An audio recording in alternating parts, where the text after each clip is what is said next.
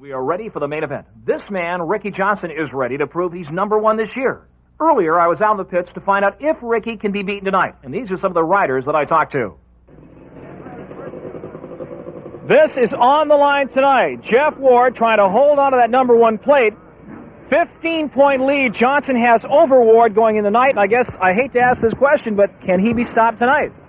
Well, I think so, Larry. I've been riding really aggressively. I feel really well, and if I want to win the championship, I have to. I can't rely on him having any problems.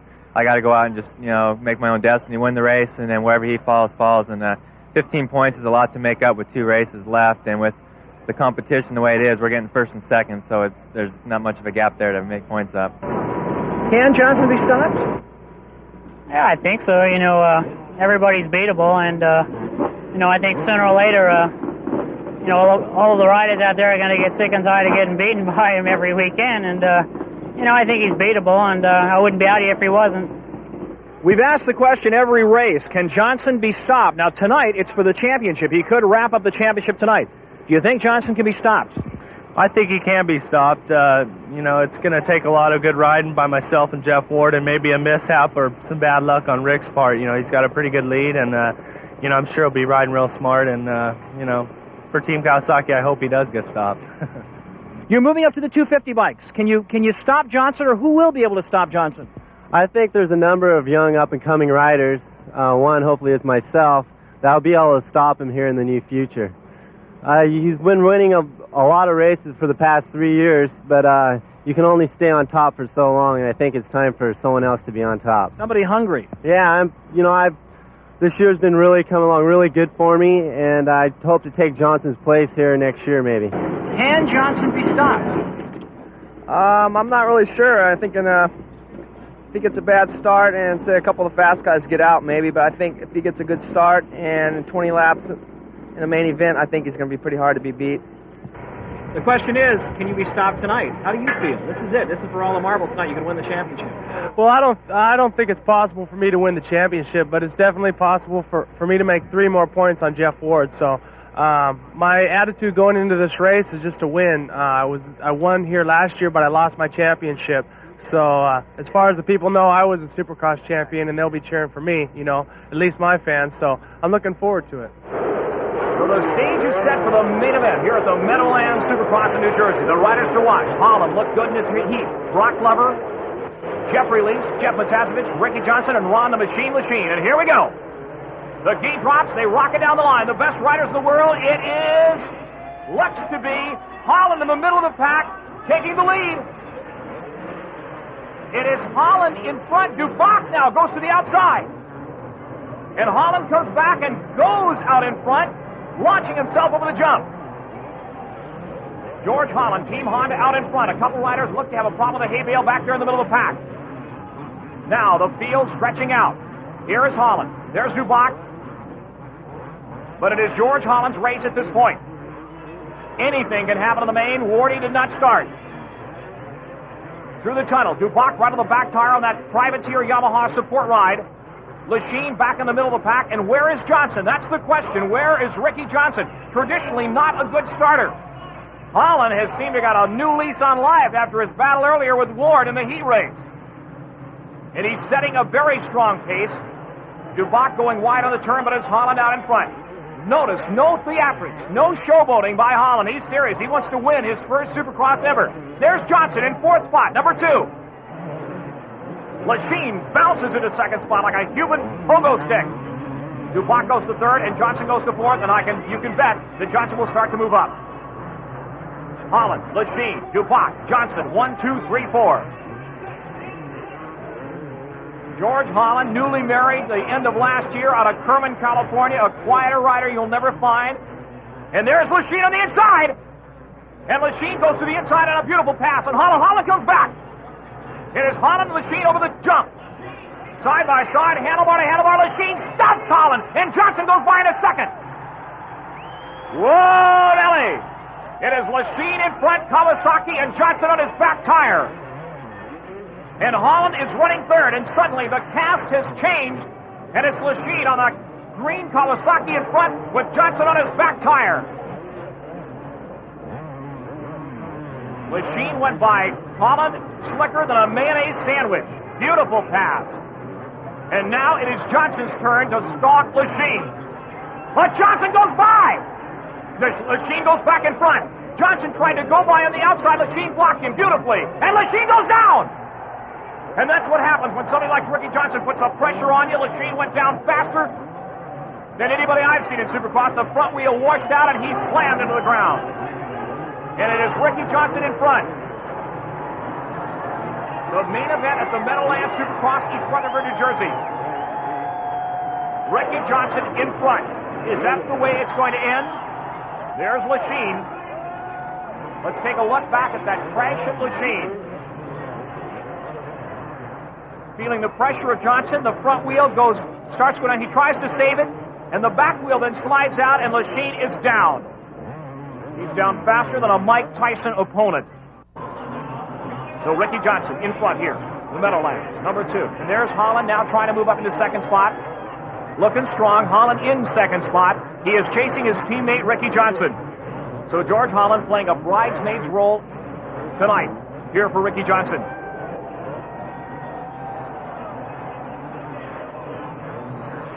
Ricky Johnson with a tremendous lead way out in front.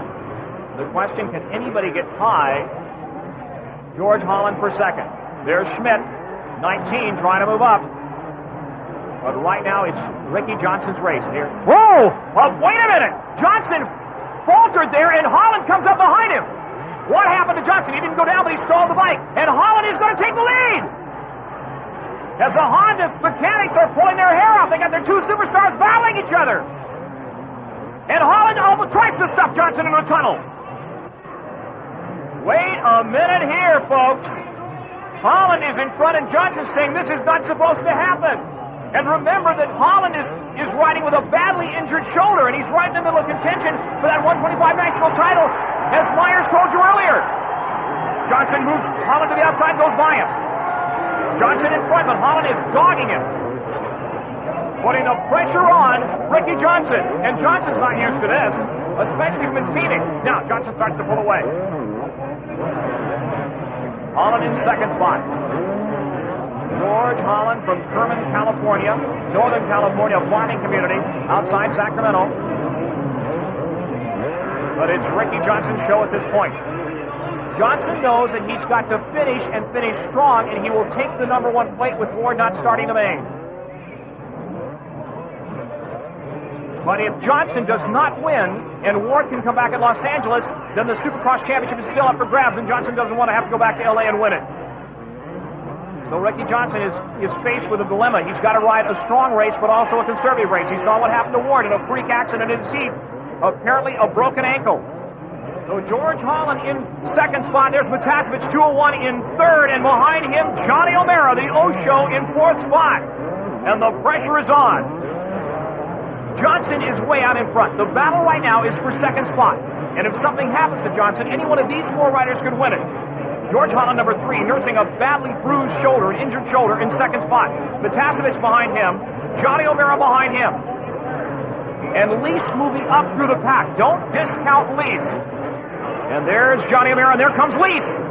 Number 7, Lease has gone in front of O'Mara. Lease has gone to fourth spot. Holland, Matasevich, then Lease, then Johnny O'Mara. There they are. Motorized pogo sticks over this very tough John Savitskyville track. Larry Huffman calling the action from the Meadowlands Supercross.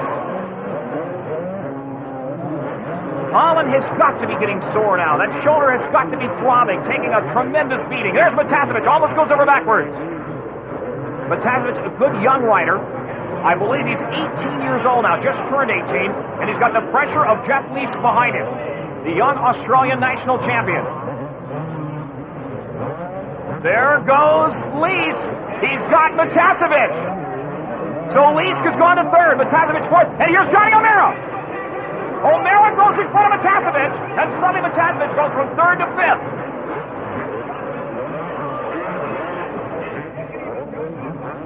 Ricky Johnson, number 2, way out in front. George Holland in second spot. And now it's wide open for Honda as Lease goes into third. It is a Honda 1-2-3 freight train. But this is the rider who's out in front, Ricky Johnson. That's it, waving to the crowd responding. They love him here in New Jersey. When Ricky's out in front far enough, he will start showboating, and he's doing it tonight. Holland is not showboating. He's trying to hold on a second with his teeth. And Lease, number 7, behind him, trying to take it away from Holland. Johnson going for the checkered flag here tonight at the Meadowlands. Whoa, sideways, feet off the pegs, waving to the crowd. Ricky's got to keep in mind what happened to Jeff Ward in his race. Jeff was not showboating. He landed hard. There's a no-hander on the jump. Very few people in the world can do this. Don't try it unless you're a pro of the caliber of Ricky Johnson or Jeff Ward. The checkered flag comes out, and Johnson takes it. The Meadowlands. It's going to be a sweep. Holland second for Honda. Holland takes it. A very strong win for the young man from Kerman, California. And Leask is third. What a great ride. Rick, unofficially, of course, I believe you've also wrapped up the national championship. Well, I don't know about that, Larry, but I felt all right out there today. I just feel bad that Jeff Ward got hurt and he couldn't be out here riding tonight, but I'm real happy to see my other teammates up here in the winner's circle. It's just a real charge. When I was out in front, I was watching them. You don't know about that. Here's Brian Lunas, the man that turns the wrenches, is number 1 officially in the Honda camp for 1988. I don't know, Larry. We haven't conferred to be sure, but... Come on, quit pulling my leg. You know the exact points. What are they, Looney? Well, we had 15 going in here, and we 25 tonight, and there's only 25 left, so I guess we could kind of say that. I guess we can. Rick Johnson, the 1988 national champion. Rick, great ride. Let me talk to George Howland, finishing second. George, you said you had a sore shoulder, and you just didn't even know whether or not, poor baby, that you'd be able to ride that main event. Yeah, it was really sore, Larry, but I just went out there and I told myself I was going to try to get a good start and just try to ride smooth the whole race without irritating it. And I got the whole shot and I just rode smooth and I hardly ever irritated out there, so it worked out great. RJ went down and you were back into the lead. Now let me ask you, did visions of grandeur just kind of flash right in front of your eyes? Well, I saw him down, so I thought, well, I'm going to go for the lead, but I knew he was going to get me, so there's no holding him back.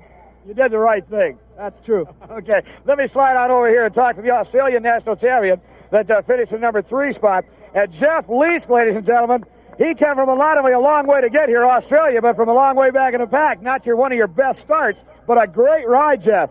Yeah, I got a terrible start, but I felt good tonight, and I worked through the pack, had a couple lucky breaks, and boy, I'm just glad. It's great for Team Honda to have all 3 riders up here. I'm really pumped.